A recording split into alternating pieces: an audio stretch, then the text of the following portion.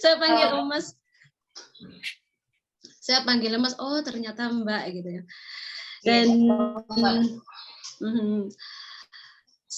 saya ucapkan terima kasih juga kepada Mas Agus yang sudah mempercayakan saya sebagai penilai, sebagai kurator dalam ajang lomba ini, dan semoga kedepannya itu istiqomah. Secara garis besar, saya menilai apa ya, lomba-lomba apa Bu, naskah-naskah dari para peserta itu sebenarnya bagus-bagus, dan itu cukup sulit bagi saya untuk menentukan juara. Dan mungkin karena memang sebelumnya sudah diseleksi dulu sama Mas Agus dan diserahkan ke saya itu sudah 30 besarnya gitu. Tapi saya memang harus memilih, dan saya milih dari juara 1 sampai juara 8 karena saya pikir itu sudah menjadi yang terbaik. Kenapa saya memilih Kembalinya Imam Surau? Itu yang pertama itu sebagai pembuka. Bahasa dari pembukanya itu sudah apa ya, menarik simpati saya. Oh ini lumayan gitu. Terus saya terus baca, dan memang mayoritas naskah-naskah yang ada itu dari apa ya, provokatif. Artinya itu memancing rasa penasaran karena tokohnya itu tokoh benda, dan ini memang unik gitu. Saya suka tokoh sebuah cerpen yang tokohnya itu memang non manusia gitu, dan itu membuat semacam ada tanda tanya, oh ini kira-kira tokohnya ini apa gitu. Ternyata dari Kembalinya Imam Surau saya menebak-nebak ini kira-kira tokohnya itu benda apa gitu. Dan yang paling menarik itu ketika nama apa ya, tokohnya itu saya ketahui setelah menjelang ending, jadi itu nggak bisa ditebak di awal, jadi itu menjadi nilai plus tersendiri gitu. Kayak seperti Bapak itu kan saya pikir ini justru di akhir naskah yang saya ketahui Pak, oh yang dimaksud Bapak itu ini gitu, dan itu menjadi kelebihan tersendiri gitu. Juga kayak Mata Yang Selalu Terjaga itu sebenarnya ada di awal sudah cukup diketahui ini apa ya, dari sudut pandang apa, tapi ini jalan ceritanya, plotnya juga bagus. Kenapa saya masukkan ke 6 besar. Terus kunci menjadi jalan cerita dari awal itu provokatif banget. Ini kunci ini kira-kira dari tokoh sudut pandang apa maksudnya itu. Dan selama menjadi juri ajang ini saya pikir tema-tema non manusia ini menjadi tema yang sangat unik, dan itu memang cukup mengesankan bagi saya sebagai penilai. Dan saya rasa ya begitulah untuk membedah secara mendalam. Mungkin juga Mas Agus bisa menambahin gitu. Baik, jadi bagi Mbak Muna sendiri, karena sepertinya mendapatkan plot twist di akhir ya Mbak ya, jadi kayak selama kita membaca cerpennya ini, kita juga menebak-nebak ya ini si tokoh aku ini siapa gitu, barang apa, benda apa gitu ya. Oke. Ini penulis dari Kembalinya Imam Surau ini hadir di sini ya? Penulisnya nggak hadir sih. Oh nggak hadir, oke. Ada beberapa teman penulis, cuman yang Kembalinya Imam Surau nggak hadir. Oke, siap. Kalau misalnya dari udah Agus sendiri bisa bahkan Bang tentang cerpen ini, atau juga tentang cerpen-cerpen lain yang juga mendapat nomor 2 dan nomor 3 itu bagaimana menurut Abang itu? Oh iya, baiklah. Mungkin sama seperti yang Mbak Muna katakan tadi, cerpen ini menjadi menarik karena rasa penasaran kita kan, tokoh utamanya ini non manusia. Jadi ketika kita membaca di awal Kembalinya Imam Surau, jadi ketika kita di awal itu berpikir, oh ini mungkin tokohnya adalah musola, ini mungkin tokohnya adalah apa gitu kan. Nah begitu juga dengan ketika membaca cerpen Kembalinya Imam Surau dan beberapa cerpen lain yang ada di di dalam buku ini. Jadi membuat kita seperti memacu rasa penasaran kita. Kira-kira ini tokohnya apa ya? Walaupun ada di beberapa cerpen itu di awal kita sudah mengetahui tokohnya itu apa. Seperti misalnya kucing atau seperti cerpen yang berjudul Kisah Kelam Truk Maut. Nah itu udah jelas tokohnya adalah sebuah truk. Sebuah truk, ya, begitu. Jadi memang seperti yang Mbak Muna katakan tadi, cerpen-cerpen yang terpilih di dalam buku ini itu mengundang rasa penasaran kita, seperti apa kira-kira endingnya, siapakah ini tokohnya, kira-kira begitu. Rata-rata seperti itu. Itu Zik. Mungkin nanti Zikra bisa dipersilakan kepada beberapa teman penulis yang hadir untuk ikut bersuara di sini. Oke, baik. Ya, demikian Zik. Oke, baik. Tadi di sini ada sedikit gangguan sinyal, udah jadi sedikit poin yang bisa kita ambil barusan. Sedikit di luar tentang cerpen yang terpilih sebagai juara 1, itu kalau boleh tahu, boleh ceritakan udah tentang konsistensi Uda Agus sendiri untuk mengadakan lomba menulis bersama Uda Agus, kan karena sekarang sudah lewat juga 1 dekade, tepatnya itu sudah 12 tahun ya udah ya mengadakan lomba ini gitu. Apa sih kiat konsistensinya dan mengapa dari Uda sendiri semangat untuk terus mengadakan lomba?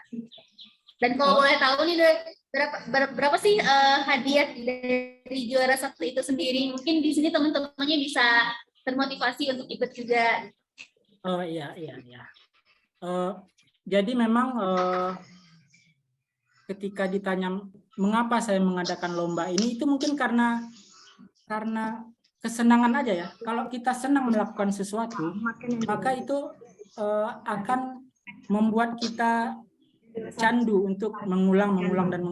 Padahal kalau dipikir-pikir, ini lomba ini saya adakan tunggal.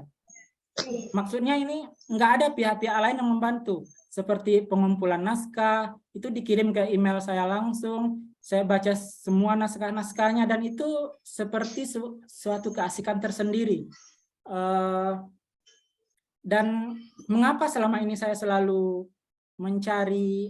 meminta bantuan kepada orang lain untuk menentukan para pemenangnya, karena jujur saya kalau menilai cerpen itu, kalau misalnya saya tahu siapa penulisnya, misalnya ini ada 2, yang ini saya kenal, yang ini teman, cerpennya sama-sama bagus, nah di situ saya kadang kebingungan.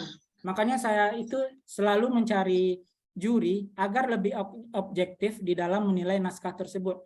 Dan cerpen-cerpen yang saya serahkan kepada juri, termasuk kepada Mbak Muna sendiri, itu Mbak Muna sendiri nggak tahu itu siapa penulisnya. Jadi cerpennya saya serahkan secara buta tanpa diketahui siapa penulisnya. Dan untuk lomba ini memang saya adakan secara pribadi, tunggal, tanpa bantuan siapapun. Itu semuanya termasuk hadiahnya itu sendiri dikocek, dirogoh dari kantong pribadi. Dan untuk tahun 2022 ini itu untuk juara 1 hadiahnya itu Rp600.000, juara 2 Rp400.000 kalau saya nggak salah, juara 3 Rp300.000. Dan insya Allah dari tahun ke tahun itu ada peningkatan ya, walaupun sedikit, tetapi insya Allah ada peningkatan. Demikian Jack. Oke, berarti tadi untuk juara 1 itu ada 600.000, juara 2 itu 400, dan juara 3 itu 200 ya, ya? Iya. 300.000. Ya, jadi totalnya lebih kurang. Kalau untuk diakumulasi itu jumlah peserta. Ya. Kalau untuk diakumulasi itu jumlah peserta lomba ini ada berapa orang? Dan paling jauh itu siapa pesertanya? Apa ada yang dari Papua mungkin? Kalau ini kita bicara dari awal ya. Kalau dari awal itu untuk lomba menulis LMBUA dari pertama sampai yang terakhir itu jumlah peserta terbanyaknya itu adalah LMBUA yang pertama tahun 2011. Itu jumlah pesertanya kalau saya nggak salah ada sekitar 200-an orang. Itu ada dari Sabang sampai Merauke. Ada dari, mungkin kita di sini mengenal Pak Bambang Karyawan, itu pengurus BPP FLP Pusat. itu tahun 2011, 2012 pernah ikut LMBUA. Mungkin kita juga pernah ingat namanya Wika G. Wulandari. Itu dia masih SMA waktu tahun 2012 kalau nggak salah, dia masih SMA dan dia ikut LMBUA.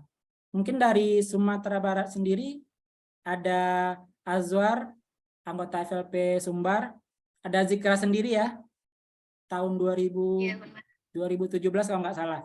Terus ada Alizar Tanjung, ada Arif Rahman Hakim dan sebagainya. Itu pernah mengikuti lomba menulis bersama Uda Agus. Untuk tahun 2022 sendiri jumlah peserta lebih kurang 60-an naskah yang masuk. 60-an naskah. Dan yang peserta paling sedikit kalau nggak salah itu tahun 2020, itu pas pandemi ya. Waktu itu saya berpikir ini pas masa pandemi justru seharusnya jumlah pesertanya ini jauh lebih banyak ya, karena kan kita lebih sering di rumah. Tapi justru malah pas pandemi itu jumlah pesertanya sekitar 20-an orang. Ya demikian sih.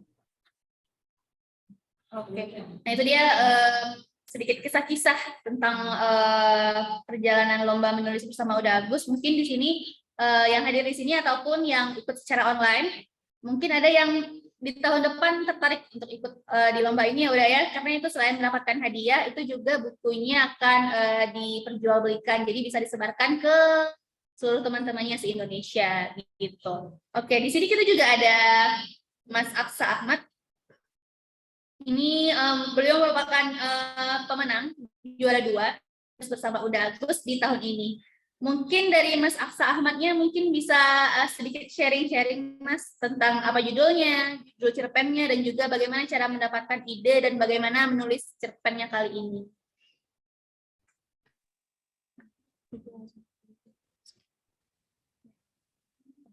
Maaf, suaranya belum terdengar.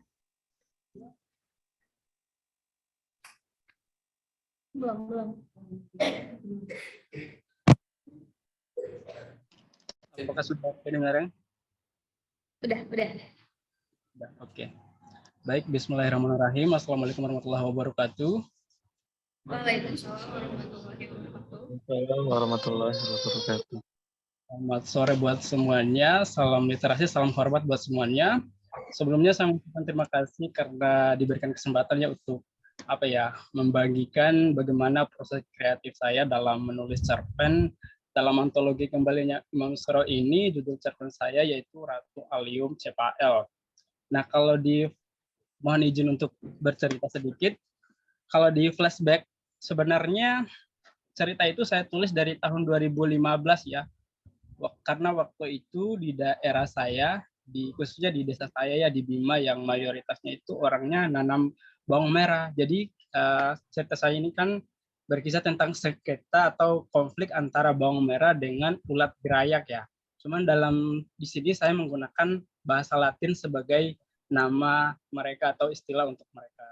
Jadi pada waktu itu, pada tahun 2015 itu, orang-orang di desa saya banyak yang gagal panen gara-gara tanaman bawang merahnya itu digerogoti oleh ulat gerayak. Nah, dari situ saya mikir, saya bertanya-tanya, kepo seperti itu. Ini gimana ceritanya sih ulat gerayak ini setiap saat dari dahulu sampai hingga kini selalu menghama atau menggerogoti tanaman bawang merah. Dari itu saya mikir, jangan-jangan di masa lalu di sejarah panjang mereka ada apa-apa, maka lahirlah sejarah fiktif ala saya ya. Di cerpen itu saya membuat sejarah fiktifnya itu bahwa antara bawang merah dan ulat gerayak ini datang dari dua kerajaan yang berbeda, yaitu kerajaan Pelantai dari ulat gerayaknya, terus kerajaan Pelantai dari bawang merahnya, yaitu Allium CPL ya nama latinnya. Terus di Stodoptera yang tokoh cowoknya ini, tokoh antagonisnya ini dari kerajaan Animalia kayak gitu. Nah, dalam cerita itu si Raja Stodoptera itu tertarik pada Ratu Allium ini, tertarik karena digambarkan bahwa Ratu Allium itu ratu yang cantik jelita ya, yang kayak cerita-cerita klasik gitulah diperebutkan oleh banyak kaum laki-laki dari pangeran sampai raja-raja gitu. Ceritanya seperti itu. Namun dalam cerita ini ratu ini sangat kekeh untuk menolak si Raja Stodoptera ini, walaupun Raja Stodoptera ini tidak digambarkan sebagai tokoh yang buruk rupa atau apa gitu, dia digambarkan sempurna juga, ganteng, kaya raya kayak gitu, tapi tidak menarik perhatian Ratu Allium Cepael. Kenapa? Karena Ratu Allium Cepael itu dia kayak mendapatkan wasiat gitu dari leluhur bahwa dia itu tidak boleh berjodoh dengan apapun atau siapapun selain si pemilik tangan kasar. Walaupun dalam cerita ini tidak saya gambarkan dengan persis ya siapa pemilik tangan kasar itu menjadi teka-teki juga buat si Ratu Allium ini. Itu menjadi alasan dasar dia menolak si Raja Stodoptera. Nah, Raja Stodoptera ini nggak mau menyerah sebetulnya untuk mengejar, untuk meluluhkan hati si ratu ini, tapi si ratu juga tetap menolak. Nah, hingga akhirnya adalah kata-kata penolakan yang menurut si Raja Stodoptera ini tidak nyaman gitu ya, tidak enak gitu ya untuk si Raja Stodoptera ini, hingga ia akhirnya murka, kemudian dikibarkanlah bendera perang itu. Nah, bendera perangnya itu terjadi peperangan yang sebetulnya dimenangkan oleh kerajaan Pelantai, dimenangkan oleh si Raja Stodoptera ini dan pasukannya.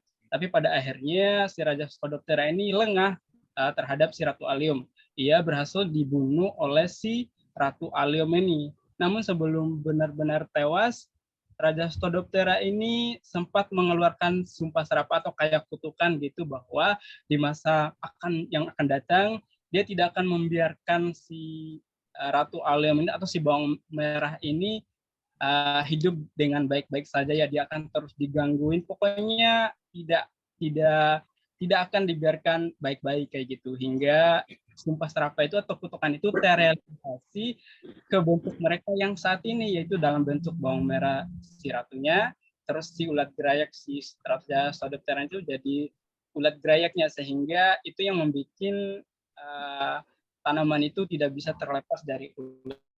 Seperti itu kalau gambaran dalam cerita saya itu, Mbak. Kayak gitu. Terima kasih. Oke, berarti ini idenya dari gagal panen di kampungnya Mas Aksa, Mas ya? Iya, dari rasa kepo gitu ya, rasa penasaran. Jadi dari kepoan itu jadi berkembang menjadi sebuah cerpen dan akhirnya berhasil juga menang lomba ya, Mas ya. Ini kalau boleh tahu dari Mas Aksanya itu kampungnya di mana nih? Saya dari Bima, Mbak, Nusa Tenggara Barat. Dari Nusa Tenggara Barat. Ya. Sekali. Siap. Oke, terima kasih Mas Aksa Ahmad. Ini selanjutnya kita akan buka sesi tanya jawab. Jadi para hadirin ataupun dari hadirin yang di online, itu kalau ingin bertanya silahkan mungkin menunjuk tangannya. Bisa bertanya kepada Uda Agus ataupun Mbak Muna ataupun ke Mas Aksa. Ini ada yang ingin bertanya?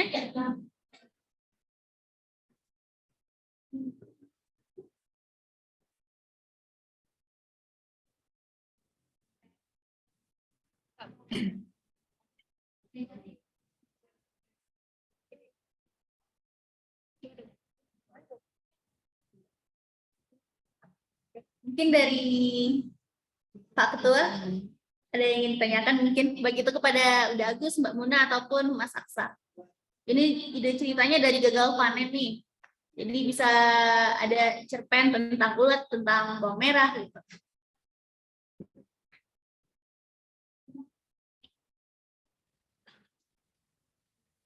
Ya, izin bertanya Uda Agus. Jadi sedikit cerita, saya dahulu tahun 2011 sampai 2013 juga aktif cerpen. Beberapa ada di kuat di media lokal seperti itu. Pernah juga jadi juara lomba cerpen waktu itu dari 3 saya sempat di beberapa. Tapi setelah kemudian melanjutkan perkuliahan di S2 dan S3, saya tidak bisa lagi cerpen. Nah, tapi pas mendengar apa cerita Mas Aksa ini saya tertarik lagi karena hari ini kebetulan saya mengajar di jurusan teknik pertanian. Nah, mungkin ini minta saran nih. Boleh Mas Aksa juga bisa nanti kasih saran kan banyak istilah-istilah ilmiah, kemudian bahasan-bahasan ilmiah itu yang kalau kami biasa menulis jurnal ilmiah gampang gitu. Tapi yang nggak gampangnya jurnal ilmiah itu tidak bisa dimengerti oleh masyarakat umum. Nah, bagaimana kiatnya ini kira-kira dari Mbak Muna dan Mbak Agus atau Mas Aksa juga boleh jadi ditambahkan agar bahasan-bahasan yang saintifik itu bisa ditulis dalam karya-karya sastra sehingga masyarakat itu selain dia terhibur juga mendapatkan pengetahuan, oh ternyata membajak sawah itu seperti ini harusnya, kemudian memanen padi itu seperti ini harusnya.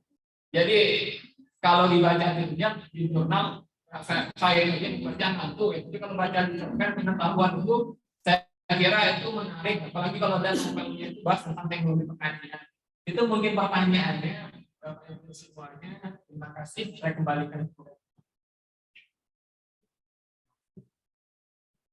Ya, itu dia pertanyaan dari ketua sumber kita. Jadi bagaimana sih caranya agar bahasa-bahasa yang ilmiah itu, padahal ilmunya bermanfaat gitu, tapi bagaimana caranya supaya bisa mudah ditulis dan mudah dimengerti oleh para pembaca sastra.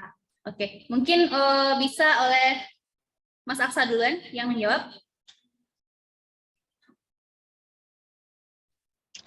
Baik, terima kasih.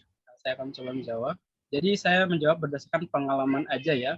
Jadi kalau saya biasanya misalnya menulis cerpen atau karya tulis apapun, ketika saya memasukkan istilah-istilah asing kayak gitu, saya pertama tentunya harus riset dulu, harus pastikan bahwa ini benar-benar sesuai dengan apa yang saya mau, sesuai dengan apa yang orang nantinya akan pahami. Nah, untuk mensiasati itu, supaya jangan terlalu juga kayak ini ya, kayak menyajikan terlalu informasi banget, tapi sebetulnya ini adalah cerita. Jadi saya itu biasanya supaya pembacanya paham itu sedikit-sedikit memasukkan catatan kaki gitu. Jadi tidak harus banyak. Mungkin dalam satu halaman bisa satu, terus nanti ada catatan kakinya. Jadi seperti itu, kayak gitu. Kalau saya, mungkin ada tanggapan berbeda mungkin dari Uda Agus atau Mbak Muna Masari. Oke, berarti kalau dari Mas Aksani itu menambahkan catatan kaki. Kalau dari Mbak Muna sendiri bagaimana Mbak? Kira-kira kiat-kiatnya?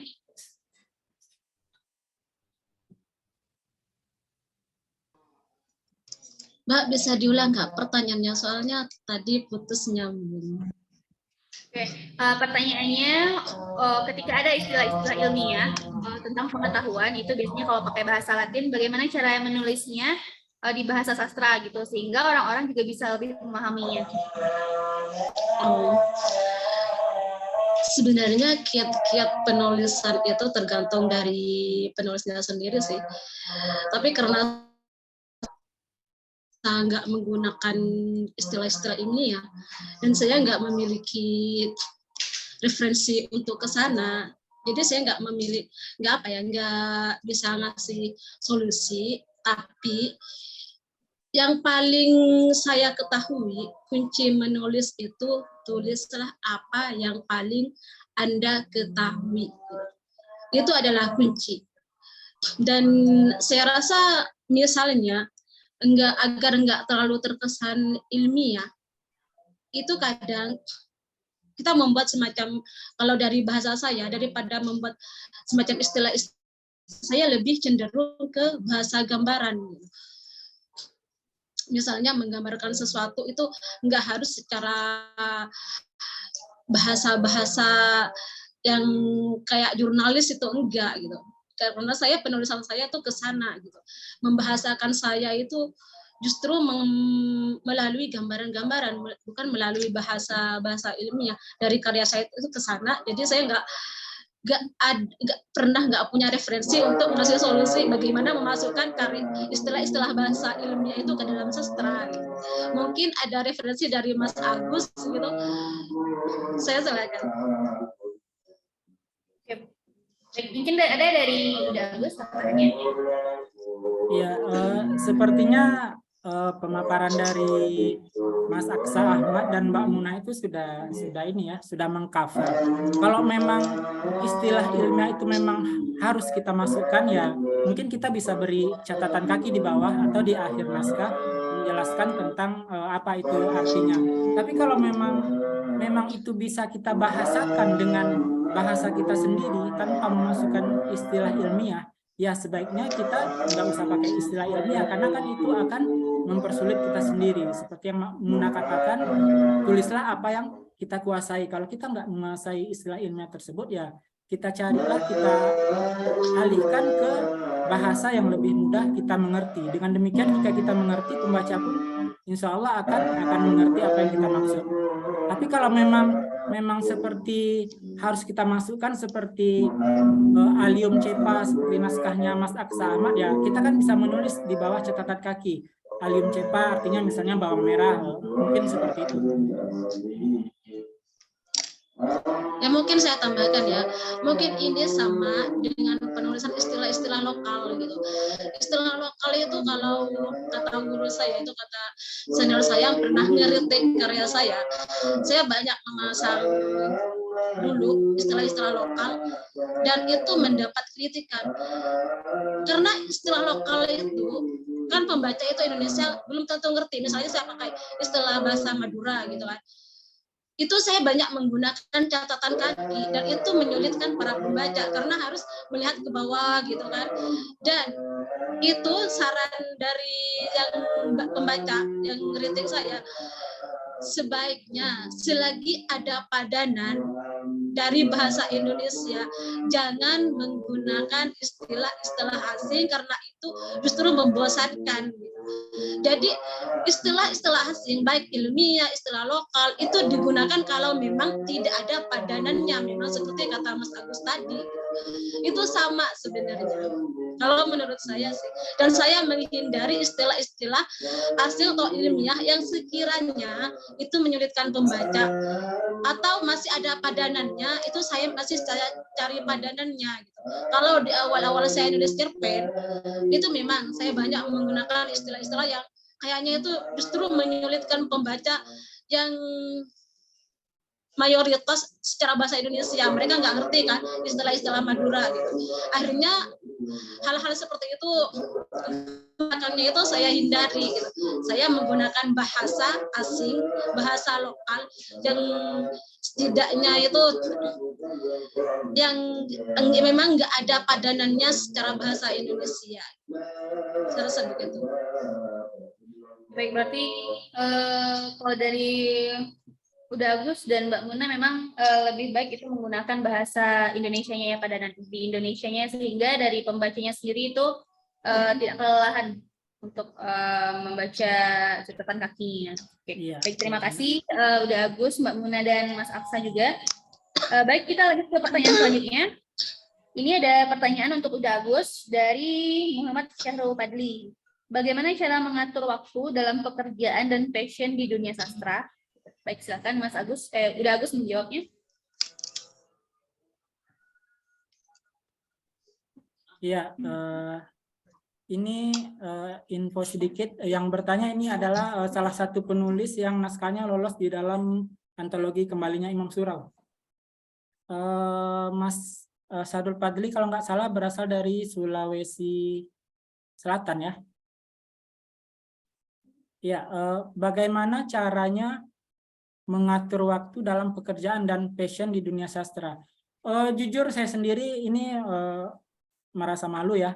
Jujur saya sendiri sejak beberapa tahun terakhir ini kalau dikatakan berkarya itu sudah jarang ya. Tapi kalau ngadain lomba menulis rajin, karena memang terbentur dengan, ya sebenarnya ini alasan yang dibuat-buat ya, terbentur dengan kesibukan pekerjaan, kesibukan keluarga. Tapi kalau menurut saya bagaimana cara mengatur waktu dalam pekerjaan ya, kita sendiri yang bisa menentukan, yang bisa mengatur kapan kita itu punya waktu untuk menulis. Jadi memang harus diluangkan waktunya itu. Jangan kita memang harus menciptakan waktu khusus untuk kita menulis. Kalau saran saya seperti itu. Jangan kita mencari-cari menunggu waktu luang, tapi memang harus kita luangkan, kita harus sediakan waktu untuk menulis. Misalnya malam hari, atau tengah malam, dini hari, atau pagi hari. Kalau menurut saya seperti itu. Jadi bukan mencari waktu-waktu luang, tapi memang mengkhususkan waktu itu sendiri untuk kita khususkan untuk menulis. Kalau menurut saya seperti itu. Mungkin ada tambahan dari Mbak Muna. Baik, silakan Mbak Muna.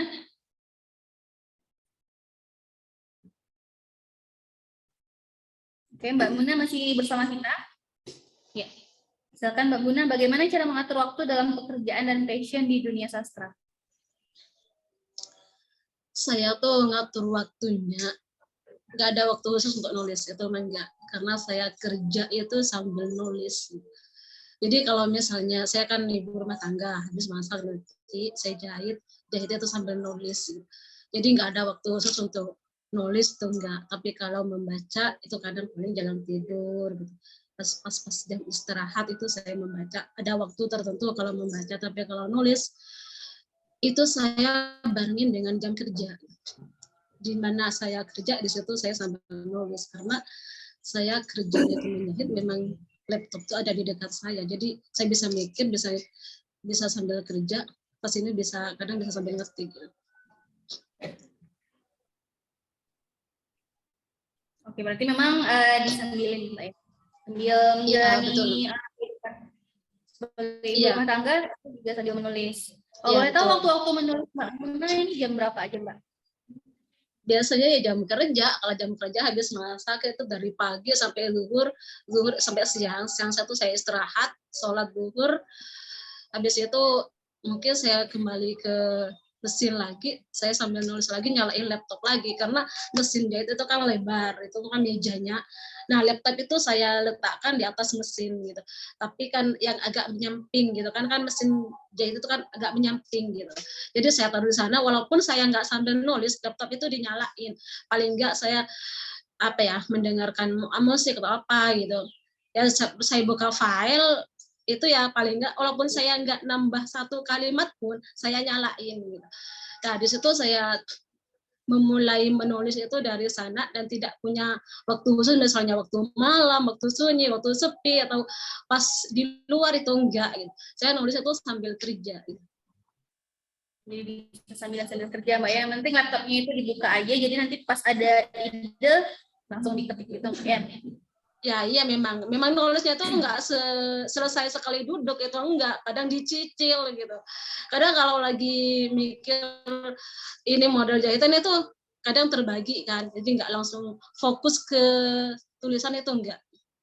Pokoknya ya sambil jalan lah gitu. Oke, baik. Ya, ada tambahan sedikit, Zek. Jadi memang waktu kita menulis itu ya kita sendiri yang bisa mengetahuinya kapan. Jadi kalau ketika kita nanya sama orang kapan waktu yang baik untuk menulis, ya mungkin kalau orang itu mungkin subuh, mungkin tengah malam, dan itu nggak bisa kita bawakan ke diri kita. Diri kita sendiri pasti tahu kapan waktu yang nyaman buat kita untuk menulis. Seperti Mbak Muna mungkin di sela-sela pekerjaannya dia nulis, atau mungkin ada juga orang yang pas bekerja nggak bisa ngapa-ngapain, dia kalau nulis memang harus butuh waktu yang khusus buat menulis. Jadi memang kita sendiri yang bisa menentukan, kita sendiri yang bisa mencari kapan waktu yang baik untuk kita menulis. Kita nggak akan bisa meniru kebiasaan orang. Jadi kita yang harus menciptakan kebiasaan kapan waktu yang kita butuhkan untuk menulis. Demikian, Jik. Nah itu dia, kita nggak bisa meniru kebiasaan orang, tapi kita yang menciptakan kebiasaan menulis kita sendiri. Oke, siap. Terima kasih Mbak Muna, udah Agus untuk jawabannya. Sama-sama. Baik, pertanyaan terakhir ini kepada Mas Aksa. Bagaimana cara melatih kepekaan terhadap gagasan awal cerpen? Terus panutan Mas Aksa dalam dunia fiksi siapa aja? Oke, itu pertanyaan dari Muhammad Syahrul Fadli. Silakan Mas Aksa. Oke, baik. Kalau saya nggak PK-PK amat sebenarnya orangnya. Cuman karena keseringan menemui hal yang sama, misalnya terkait dengan suatu fenomena, itu lama-lama kan saya juga kayak terpanggil gitu ya istilahnya. Jadi saya secara secara otomatisnya oke, akhirnya muncul rasa kepo sehingga saya riset-riset, saya baca-baca sehingga satu sama lain kan bisa saja terhubung sehingga nanti ke depannya bisa menjadi satu cerita utuh. Kalau saya seperti itu, nggak PK-PK amat sebenarnya, cuma karena sebenarnya ketemu, ya akhirnya kayak kepanggil juga, akhirnya memproseslah ide tersebut menjadi sebuah tulisan. Kalau saya seperti itu. Kalau dari pengalaman Mbak Muna sama Uda Agus mungkin berbeda ya. Silakan. Tambahan. Oke, Oh ya, boleh tambahan dari Uda Agus dan Mbak Muna? Uda Agus dulu. Gimana sih cara melatih kepekaan gagasan awal cerpen? Kalau dari Mas Aksa tadi, yang penting melihat fenomena di sekitarnya, terus kita olah. Nah, kalau misalnya dari Uda Agus gimana?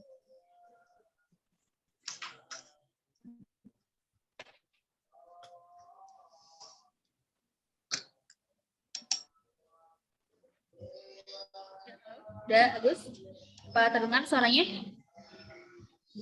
Ya sih, kok putus-putus, maaf. Ya. Gimana cara mengelola kepekaan kita sehingga kepekaan itu bisa membuat kita membuahkan cerpen? Bagaimana cara melatih kepekaan terhadap gagasan awal cerpen? Oh, kalau menurut saya apapun itu kan sebenarnya bisa menjadi ide kita untuk menulis sebuah cerpen. Bagaimana caranya ya? Kita harus mengikat apa yang kita lihat itu. Mengikat ini artinya mungkin bisa kita tulis ke dalam catatan kecil, ke HP, atau misalnya ke dalam memori kepala kita sendiri. Intinya sih harus sering-sering membaca ya.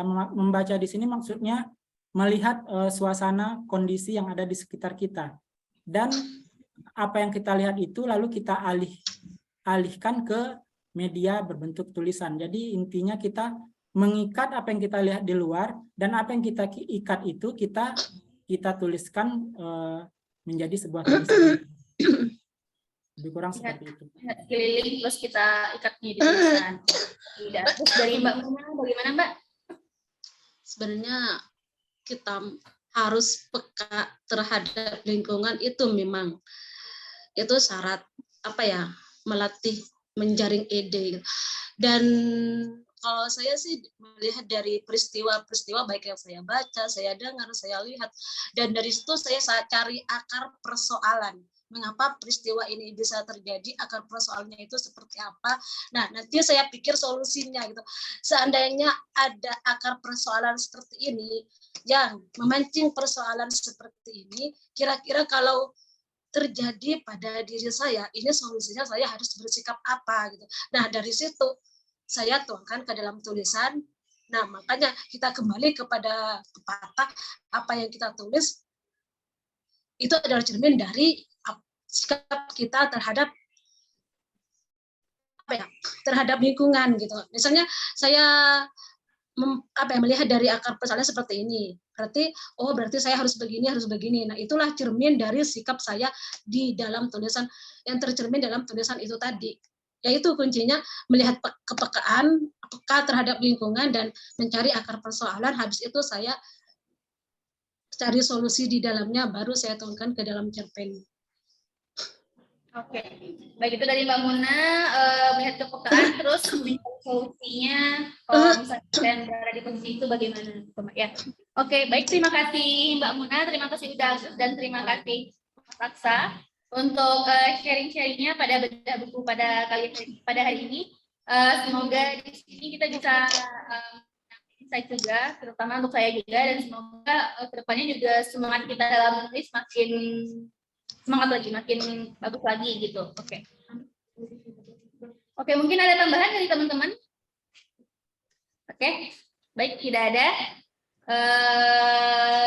Baik, jika tidak ada, saya selaku moderator pada bedah buku kali ini mengucapkan terima kasih kembali kepada Mbak Muna, terima kasih Mas Aksa, dan terima kasih Uda Agus. Saya semoga bisa kembali bekerja sama ya Mbak ya, baik itu dalam menulis maupun dalam Zoom meeting kita ke depannya. Baik, saya selaku moderator mengucapkan mohon maaf jika ada kesalahan. Terima kasih atas partisipasinya. Assalamualaikum warahmatullahi wabarakatuh. Waalaikumsalam warahmatullahi wabarakatuh. Baik, dikembalikan kepada MC.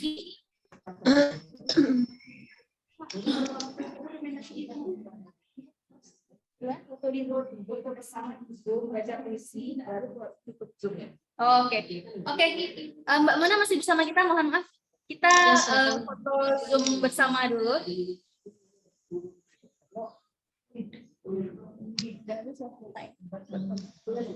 Oke, udah Agus mungkin sebagai host Zoom bisa kita bareng-bareng. Mungkin yang masih off kameranya bisa dihidupkan.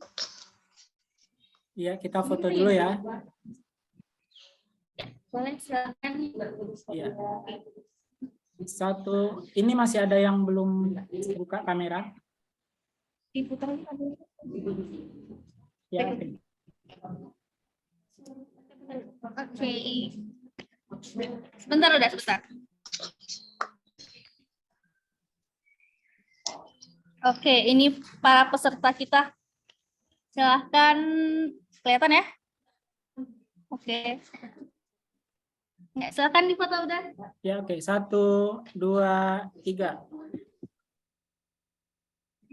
Ya, sekali lagi pakai salam literasi. Salam literasi. Ya, 1, 2, 3. Ya, terima kasih. Baik, terima kasih kepada semuanya. Oke, selanjutnya itu kita ada pembacaan puisi dari Unilinda. Unilinda ini, oh ya, dan Pak Handra juga. Unilinda sendiri merupakan penulis tetap di lomba menulis bersama Oda Agus, dan Pak Handra sendiri seperti yang kita tahu itu Ketua FLP Cabang Payakumbuh 50 Kota yang baru saja dilantik tadi. Baik, silakan udah dan Unilinda.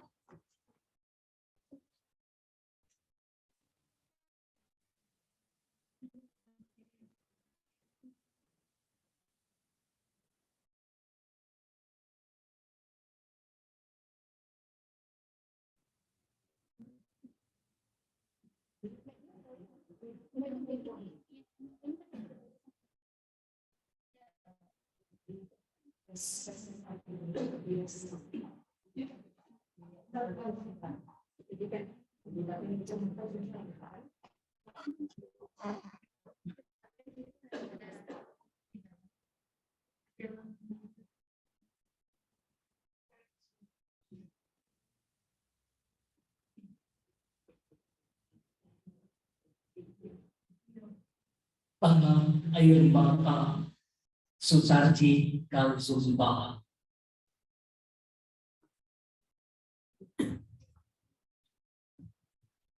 Tanah air mata,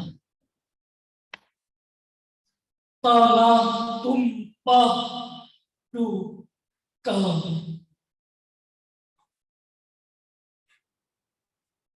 Mata air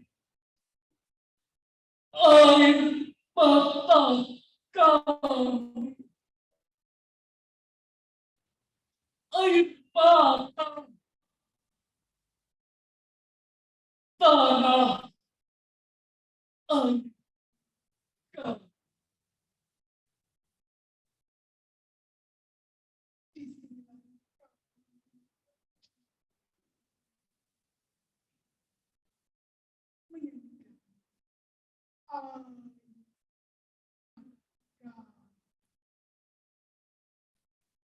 Di balik gembur tanah kami simpan berikan, di balik etalase megah gedung-gedung. Kami coba sembunyikan derita kami. Kami coba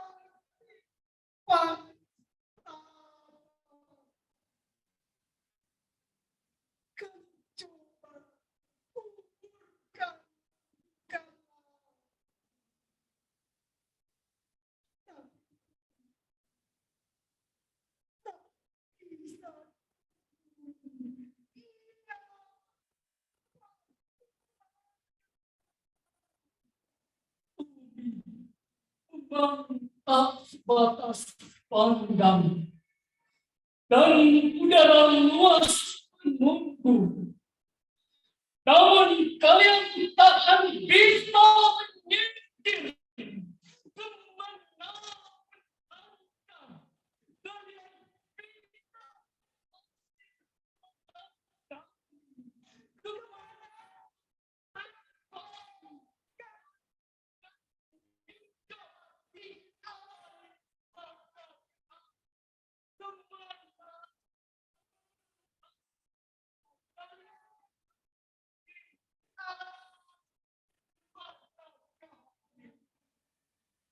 dari kalian sudah tak akan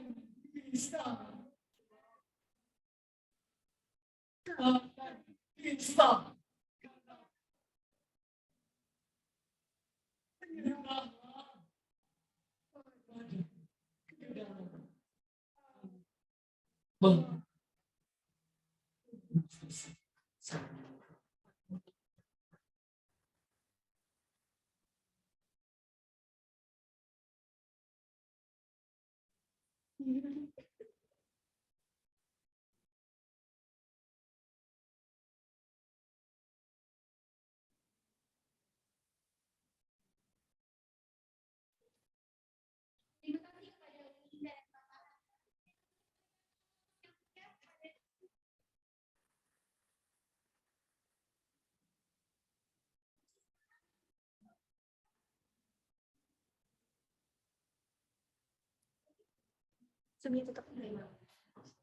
Maksudnya untuk yang boleh.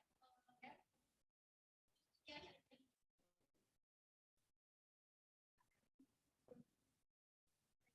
kasih teman-teman. Izin live. Terima kasih kehadirannya.